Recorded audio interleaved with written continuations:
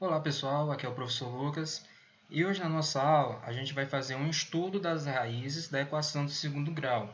Até então, já sabemos como encontrar as raízes de uma equação do segundo grau quando ela se mostra em diferentes formas. Vimos três metodologias para poder resolver uma equação de segundo grau, onde essas três metodologias, cada uma delas tem um procedimento diferente. Uma é a fatoração, a outra é completando quadrados e a outra é a fórmula de Bhaskara ou fórmula resolutiva, que ela, de maneira geral, pode ser resolvida as equações de segundo grau, encontrando suas respectivas raízes. Agora a gente vai fazer o estudo sobre exatamente essas raízes. Mas como vai ser esse estudo, professor? Vamos ver agora, né? A primeira é uma relação entre o discriminante e a quantidade de raízes. Até então, vocês se lembram que, na maioria das resoluções, a gente apresenta sempre duas raízes distintas, né? Duas raízes diferentes.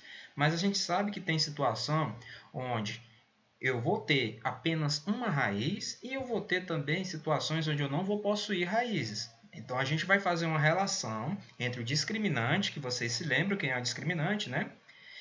E a quantidade de raízes que minha equação vai possuir. Então, como seria essa relação? Vamos pegar o seguinte. Com base na fórmula resolutiva, vamos pegar sempre a base, a fórmula resolutiva, que é a fórmula de Bhaskara. A gente vai verificar se essa equação do segundo grau tem ou não raízes reais, analisando apenas o discriminante. Vamos resolver três tipos de equações de segundo grau e analisar cada uma delas, como vai se comportar o discriminante e como a gente vai ver a quantidade de raízes na solução final. A primeira equação de segundo grau é essa, x² mais 4x menos 5 igual a zero. Primeiro eu vou separar os coeficientes, né, para poder entrar na fórmula resolutiva. O meu a é igual a 1, o meu b é 4 e o meu c, que é o fator independente, é menos 5. Agora, o meu outro passo é efetuar o cálculo do delta, que é exatamente discriminante, que ele é calculado a partir da fórmula b² menos 4ac. Calculando o delta dessa equação, eu vou ter um valor igual a 36. Agora, o outro passo e o final é exatamente calcular o x, ou os possíveis x, que são exatamente as raízes dessa minha equação. Eu calculo a partir da fórmula menos b mais ou menos a raiz de delta sobre 2a. Calculando o valor de x, eu vou ter dois possíveis valores nessa minha equação. Vejam que eu vou ter x1 e x2. x1 e x2 na hora que eu estiver calculando. Por quê? Porque a raiz de 36 é 6, só que eu vou ter mais ou menos a raiz de delta. Então, eu vou ter um valor quando for mais 6 e eu vou ter um valor quando for menos 6. Quando for mais 6, o meu valor de x é igual a 1. Quando for menos 6, o valor do meu x vai ser menos 5. Logo, eu vou ter duas raízes como solução para essa equação. Vejam que o meu discriminante aqui foi positivo, né? Então, já anotem isso, já percebam essa relação que tem. O meu discriminante aqui foi positivo, eu tive duas raízes reais e distintas. Agora vamos resolver essa outra equação. 2x² menos 8x mais 8 igual a zero. Primeiro passo, separar os valores dos coeficientes, onde eu tenho a igual a 2, b igual a menos 8 e c igual a 8. Segundo passo é calcular o meu delta, o meu discriminante, calculando pela fórmula de b² menos 4ac. Calculando o meu delta, eu vou encontrar o delta igual a zero. Logo, o meu discriminante é nulo. Terceiro e último passo é encontrar os meus valores de x. Quando eu for colocar na minha fórmula do x, para encontrar os valores das minhas raízes, eu vou ter o seguinte, eu vou ter que raiz de zero é igual a zero, mas não existe zero positivo e zero nulo. Zero é um número neutro. Então, eu vou ter dois valores, x1 e x2, mas no qual o zero não vai importar. Então, eu vou ter sempre 8 dividido por 4, aqui no caso da situação, né? Que vai dar igual a 2 e igual a 2. Deixa eu apagar e fazer esse negócio direito, né? Pronto. Meu x aqui primeiro vai ser 2 e meu outro vai ser 2.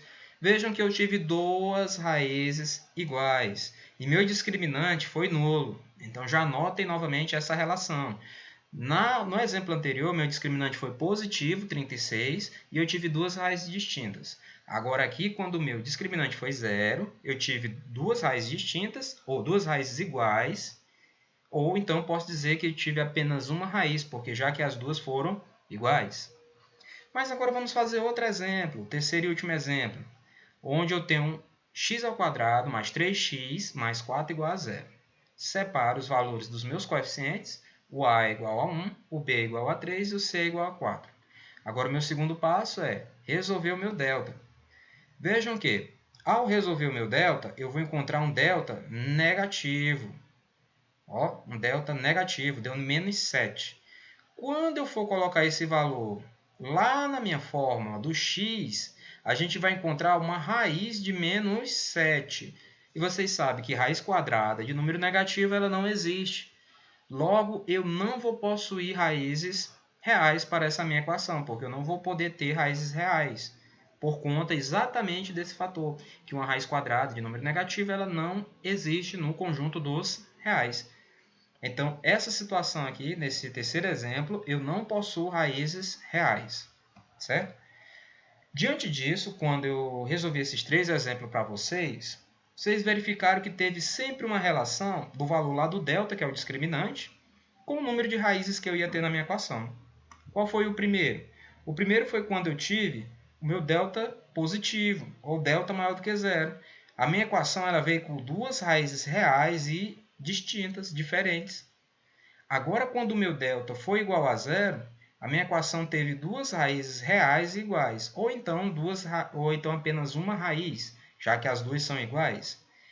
Mas no meu último exemplo, que o meu delta foi menor do que zero, negativo, a minha equação não teve raízes reais, não possuía uma raiz, duas raízes que pertencesse ao conjunto dos reais.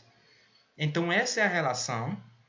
Vejam que eu fiz os três exemplos exatamente para vocês perceberem que existe a relação entre o discriminante e a quantidade de raízes que a minha equação do segundo grau vai ter, que ela vai ter como solução.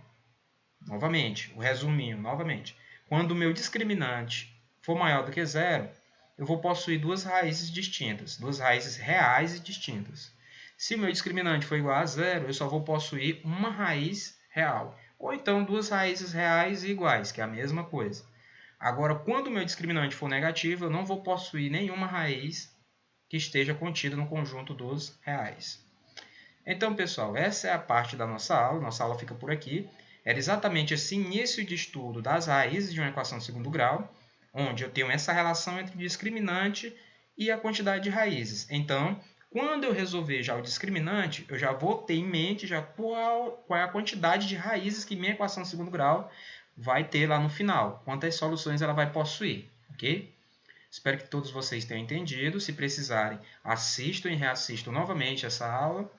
E até a próxima aula, pessoal, e um forte abraço.